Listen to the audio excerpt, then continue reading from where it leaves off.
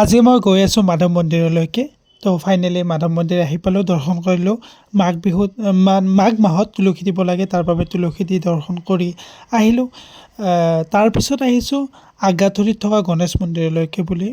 গণেশ মন্দিৰ দৰ্শন কৰি এইবাৰ আহিছোঁ আমিনগাঁৱত থকা এই পাৰ্কখনলৈকে বুলি। কিন্তু পাৰ্কখনৰ ভিতৰত সোমোৱা নাই বাৰু, এনেই জাষ্ট চাইছোঁ। তাৰপিছত আহিছোঁ শ্বহীদ স্মাৰক ক্ষেত্ৰ আৰু উদ্যান, বৰাগাঁৱত থকা গুৱাহাটীৰ। তো চাওক ভিতৰৰ পৰিৱেশ কি ধুনীয়া। তো বৰ্তমান পূৰা ভাইৰেল হৈ আছে আৰু ইয়াতে জয় অসম বুলি অসমৰ মেপখন কি ধুনীয়াকৈ বনাই থৈ দিছে। লগতে আমাৰ দেশৰ শ্বহীদ জোৱানসকলৰ মূৰ্তি এনেকৈ বনাই থৈ দিছে। বহুত প্ৰাউড ফিল কৰিছোঁ। তাৰপিছত আহিছোঁ বৰ্ডাৰ 2 মুভিখন চাবলৈ। তো এই দুটা আমাৰ ছিট আৰম্ভ হৈ গ'ল। এই গানটো পূৰা পপুলাৰ এতিয়া। Welcome back to my YouTube channel Papu Biram guys. মোৰ ভিডিঅ' যদি প্ৰথমবাৰৰ বাবে চাইছে তেনেহ'লে স্বাগতম জনাইছোঁ। যদি আগৰ পৰা চাই তেনেহ'লে ধন্যবাদ। থাম্বনেইলকে গম পাই আছে আজি হ'ল 26 জানুৱাৰী ৰিপাব্লিক ডে'। তো সেইটোৰ বাবে ভাবিলোঁ বহুত দিন যিহেতু ছুটি পোৱা নাছিলোঁ, আজি ছুটি পালোঁ। তো গৈ আছোঁ গুৱাহাটীলৈ। প্ৰথমতে যাম মাধৱ মন্দিৰত যিহেতু মাঘৰ মাহত মাধৱ মন্দিৰত তুলসী দিব লাগে। এই চান্সতে যাওঁ আৰু। তো গৈ আছোঁ মই আৰু ভাইটি মনোজিত।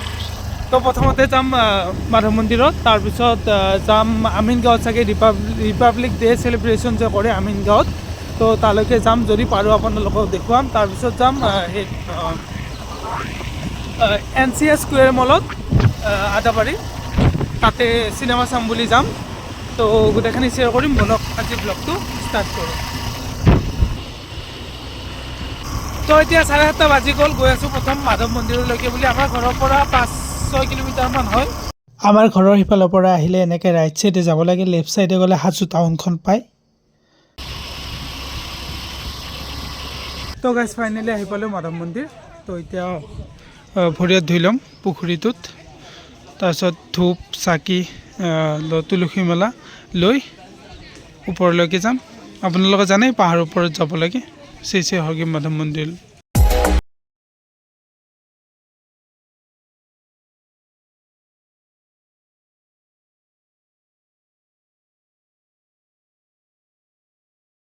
এইটো চিন দেখা পাব, ইয়াতে এটা সেৱা লৈ যাব পাৰে, আমি যাওঁৱেই প্ৰায়। তো এনেকৈ গৈ আছোঁ ওপৰলৈকে বুলি। ফাইনেলি আহি পালোঁ মেইন মণিকূটটোৰ ওচৰলৈকে বুলি। এইটো মণিকূটত পিছত যাম, প্ৰথমতে চাকি ধূপ জ্বলাই লওঁ। তো ইয়াৰ পৰা আমি গেটটোৰ পৰা ৰাইট ছাইডে এনেকৈ যাব লাগিব। চাওক ইয়াতে চাকি ধূপ জ্বলাই আছে দৰ্শনাৰ্থীয়ে।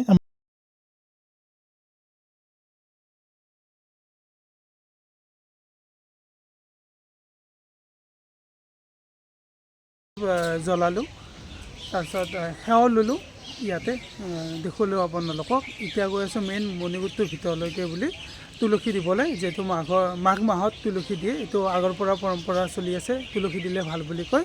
এইবাৰ আহিছোঁ আমি লক্ষী মন্দিৰত সেৱা কৰি আহিলোঁ। তো এতিয়া গৈ আছোঁ মেইন মণিকূটটোলৈকে বুলি। প্ৰথমতে আমি ভাবিছিলোঁ মণিকূটটোত যাম বুলি, কিন্তু লক্ষী মন্দিৰত আহিব দিলে। লক্ষী মন্দিৰত সেৱা কৰি এটা ৰাউণ্ড মাৰি এনেকৈ মেইন মণিকূটটোত তুলসী দি সেৱা কৰি ৰিটাৰ্ণ যাম। আৰু আগৰ দিনৰ পৰম্পৰাৰ মতে, আগৰ পৰা আমি জানো আৰু যে এই যিকেইটা শিলৰ সেই আছে, তাতে এনেকৈ দুবৰি বন দিব লাগে। ৰাউণ্ডটো কেইটামান আছে বাৰু, ইয়াতে দি লওঁ। দুবৰি বন দিবলৈ সেয়া কৰি ল'ব লাগে। এনেকৈ এক পাক ঘূৰি গৈ আছোঁ।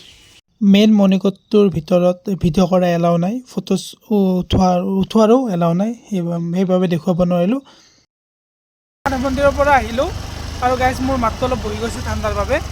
তো এতিয়া গৈ আছোঁ পুৱামক্কাৰ ৰাস্তাটোৰে, মানে আমাৰ মাধৱ মন্দিৰৰ পৰা দমদমা নেপাওঁতে অভয়পুৰ বুলি এখন ঠাই আছে, সেনেকৈ ভিতৰে যাব পাৰি। আমাৰ যোনটো হাজোৰ পৰা দামপুৰলৈকে, মানে শুৱালকুছি নেপাওঁতে যে দামপুৰ পায় তালৈকে যোনটো 4 লেন ৰাস্তা বনাইছে, সেনেকৈ ভিতৰে গৈ ওলাব পাৰি অভয়পুৰ, মানে দমদমা নেপাওঁতে।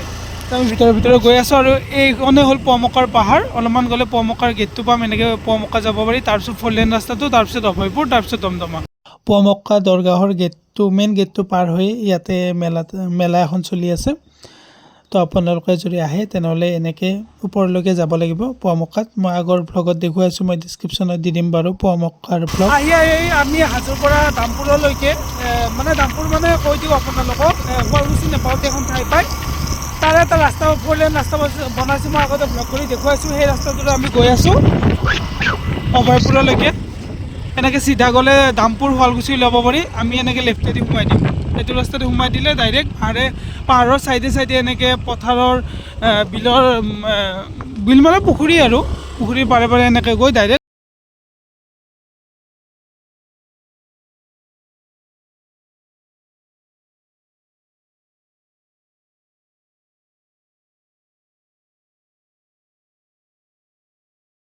পালোঁ। তো আমি অভয়পুৰৰ এটা ৰাস্তাৰে মানে অভয়পুৰ ওলালোঁ। এতিয়া পাম দমদমা, তাতে তেল ভৰাই লওঁ তেল ডিপু। স্কুটিখনত তেল ফুল টেংকি কৰি লওঁ, যিহেতু বহুত দূৰ অতিক্ৰম কৰিম আজি। তাৰপিছতে আহিলোঁ আগাথুৰিত থকা গণেশ মন্দিৰলৈকে। ইয়াতে দৰ্শন কৰি লওঁ, দৰ্শন কৰি ল'লোঁ, ফুট লৈ ল'লোঁ, মানে ভিতৰলৈকে যোৱা নাই আৰু ৰাস্তাৰ পৰা সেয়া কৰি ল'লোঁ। আশীৰ্বাদ কৰিব গণেশ বাবা।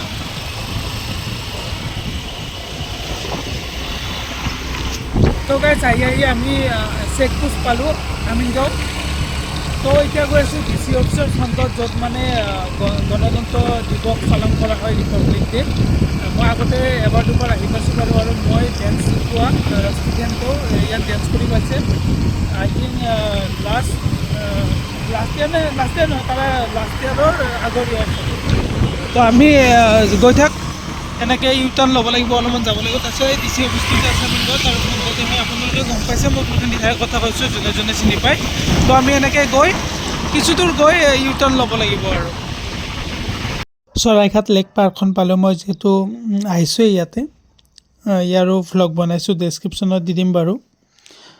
আপোনালোকক যদি ভিডিঅ'ছবোৰ লাগে প্ৰিভিয়াছ, তেনেহ'লে মোক এটা কমেণ্ট কৰি দিব। অফিচৰ ফ্ৰণ্টত যোনখন মানে ষ্টেডিয়াম আছিল, এতিয়া ষ্টেডিয়ামখন বনাই আছে বাৰু। আমি ভাবিছিলোঁ, মই আগতে ইয়াতে চায়ো গৈছোঁ, লগতে মোৰ ষ্টুডেণ্টে ডেন্সো কৰিছে। ভাবিছিলোঁ ইয়াত ৰিপাব্লিক ডে চাম, মানে পেৰেড চেৰেড চাম, কিন্তু ইয়াতে হোৱা নাই। কাৰণটো মই ধৰিব পাৰিছোঁ, ইয়াত কনষ্ট্ৰাকশ্যনৰ কাম চলি আছে, মানে ইয়াতে ষ্টেডিয়াম এখন বনাই আছে। মই জনাত ICICI বনাই আছে চাগে, IPL হ'ব চাগে ইয়াতে।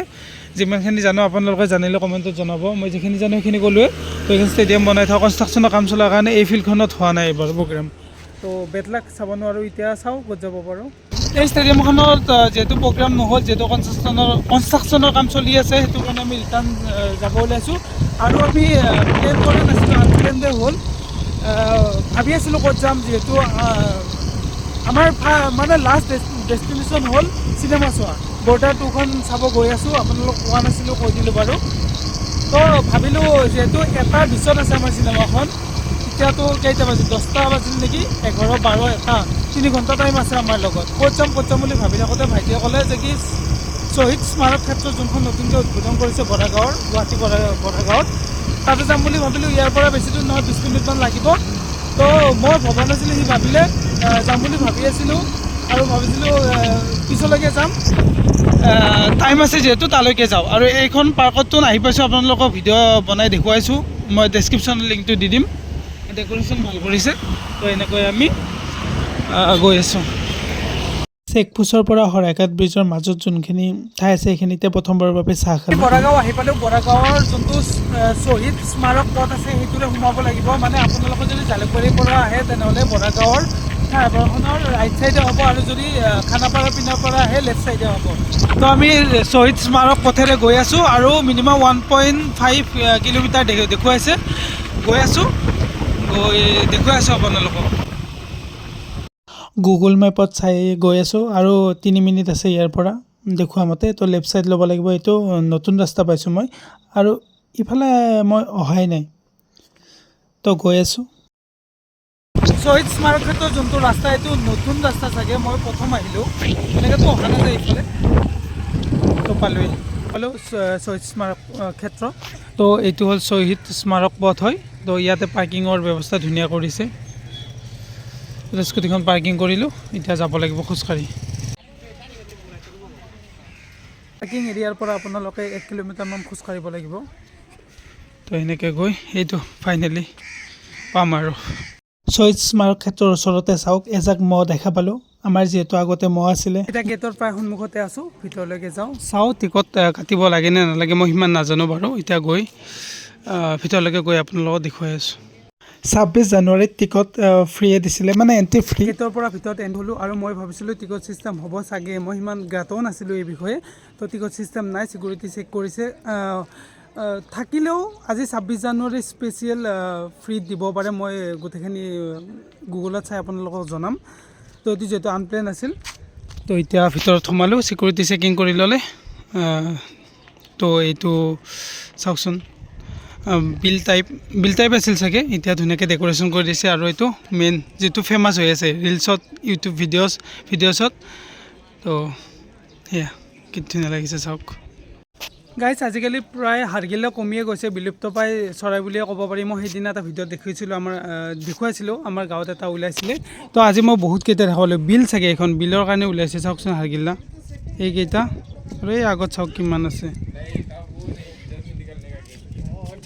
এয়া চাওক কিমান হাড়গিলা সঁচা বহুত ভাল লাগিল বহুত দিনৰ পৰা তেনেকৈ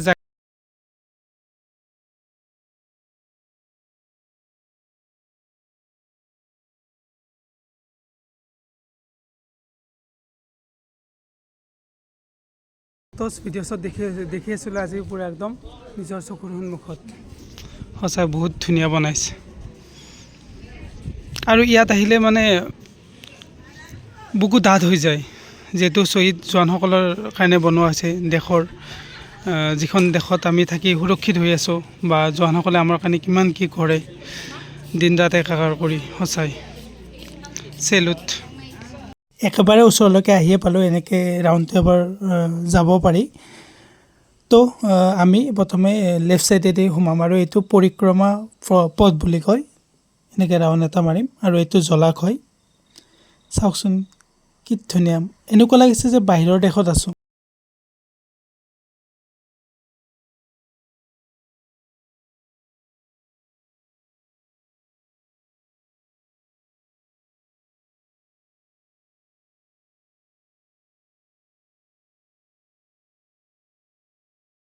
সেই ৰাস্তাটোক পৰিক্ৰমা পথ বুলি কয় দেখুৱালোঁ আপোনালোকক আৰু লগতে ইয়াতে জলাশয় এটা বনাই থৈ দিছে মেইন সেইটোৰ ইয়াৰ আৰু ইয়াৰ মাজত তো সেনেকৈ এটা ৰাউণ্ড মাৰিম আৰু লগতে ইয়াতে বিলখন সঁচাই ইয়াতে চাওকচোন হাড়গিলা কিমান আছে বিলুপ্ত প্ৰায় চৰাইয়ে হয় কিন্তু লাকত বহুত দেখা পালোঁ এইটোৱে হ'ল শ্বহীদ স্মাৰক ক্ষেত্ৰটো তাৰপিছত ইয়াত জলাশয়টো আছে আৰু একদম বেকত চাওক এখন বিল লগতে এৰিয়াটো চাওক কি ধুনীয়াকৈ বনাইছে আই থিংক কমপ্লিট হোৱা নাই ইফালে কনষ্ট্ৰাকশ্যনৰ কাম চলি আছে ইফালেও চলি আছে তো আমি এপাক ঘূৰি গৈ আছোঁ এপাক ঘূৰি আহিলোঁ এইবাৰ ইয়াৰ ভিতৰত যাম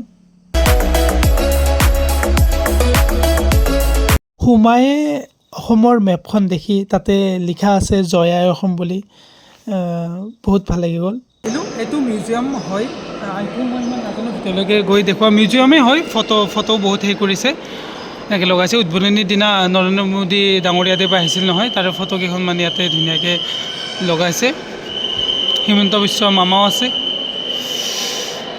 তো এতিয়া ভিতৰলৈকে যাওঁ পাব্লিক এণ্ট্ৰি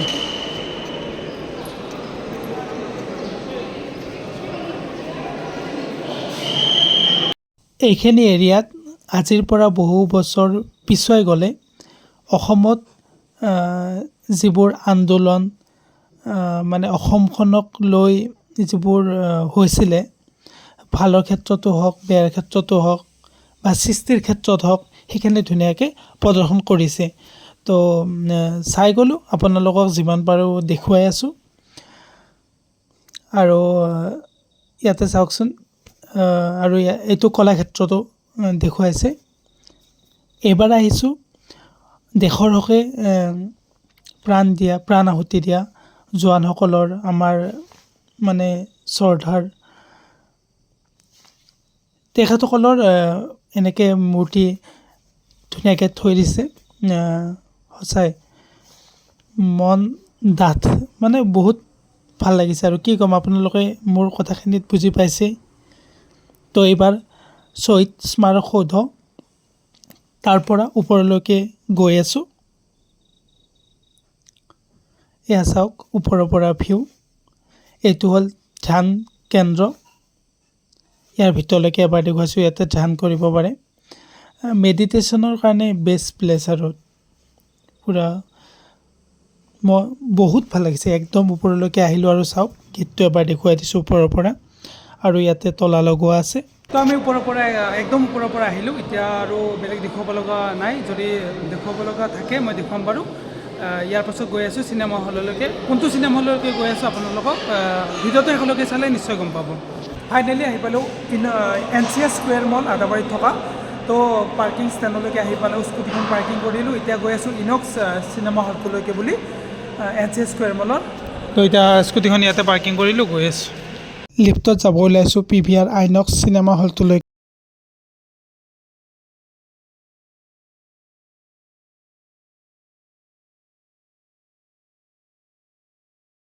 ফ'ৰ্থ ফ্ল'ৰ পালোঁ আৰু অলপমান গ'লে ফিফ্থ ফ্ল'ৰ পাই যাম। তো আহি পালোঁ finally PVR INOX NCS square মলৰ চিনেমা হলটোলৈকে বুলি। আহি পালোঁ PVR ইনক্স চিনেমা হলটোলৈকে বুলি NCS স্কুৱেৰ মলৰ ফিফ্থ ফ্ল'ৰত আছে।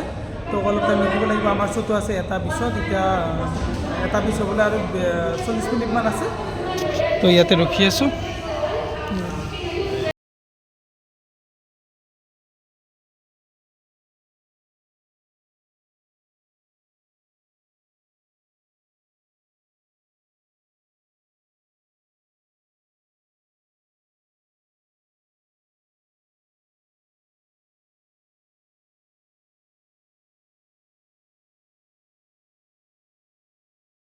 হলত তো এণ্ট্ৰি দিলে। এতিয়া ছিটটো অলৰেডি বাহিৰত চাই লৈছোঁ স্ক্ৰীণত। তো তালৈকে গৈ আছোঁ। ছেকেণ্ড লাইনত হ'ব, আগত কাটিলোঁ। তো 5 নম্বৰ আৰু 6 নম্বৰ এই দুটা ষ্টাৰ্ট হৈ গ'ল। মিউজিকটো লগাই দিব নোৱাৰোঁ কপিৰাইটৰ বাবে। তো এনেকৈ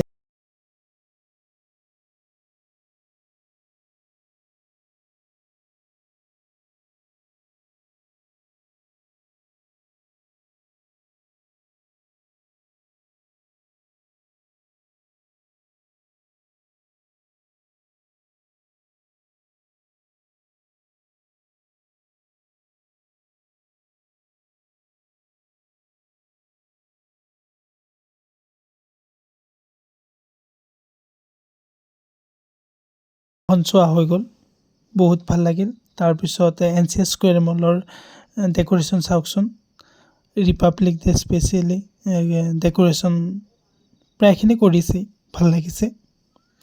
তাৰপিছত শ্বপিং মলত সোমালোঁ, ইয়াৰে কিবা কিবি চালোঁ। লগতে ৰেষ্টুৰেণ্টত খালোঁ বিৰিয়ানী। তো গাইছ বৰ্ডাৰ 2খন চালোঁ, সঁচাই বহুত ভাল লাগিল চিনেমাখন। আৰু সিমান মই বৰ্ডাৰ 2ৰ বিষয়ে চোৱা নাছিলোঁ। পিছত মন গ'ল, যিহেতু 26 জানুৱাৰী আজি, ভাবিলোঁ বৰ্ডাৰ 2খনকে চাওঁ, অলপমান মানে সেইটো ভাইবছ আহিব আৰু। তো এনেকৈ দুজন আহিলোঁ, ভাইটি আৰু মই, চোৱা হৈ গ'ল। লগতে সেই ৰিপাব্লিক ডে চাম বুলি ভাবিলোঁ আমিনগাঁৱত, কিন্তু চোৱাটো নহ'ল। তাৰপিছত গ'লোঁ শ্বহীদ স্মাৰক ক্ষেত্ৰ উদ্যানলৈকে বুলি। তাৰপিছত আমিনগাঁৱত NCS স্কুৱেৰ মলত চালোঁ বৰ্ডাৰ। চিনেমাখন চাই সঁচাই ভাল লাগিল। আপোনালোকে যদি চোৱা নাই চাব, মোৰ ফালৰ পৰা মানে এখন বেষ্ট চিনেমা বুলিয়ে ক'ম। তো আৰু এতিয়া ঘৰলৈকে গৈ আছোঁ। হোটেল ৰেষ্টুৰেণ্টত সোমাম যদি খোলা থাকে, খোলা নাথাকিলেতো উপায় নাই। আৰু এনেই ষ্ট্ৰীট ফুডত কিবা কিবি খালোঁ। তো গাইছ এইটো আছিল আজি মোৰ ব্লগ। যদি ভাল পাইছে then please like, comment, share and subscribe কৰি থকা বেল আইকনটো টিপি দিব। তো গাইছ অন্য এটা ভিডিঅ'ত লগ পোৱাৰ আশাৰে take care, bye bye from Jalukbari.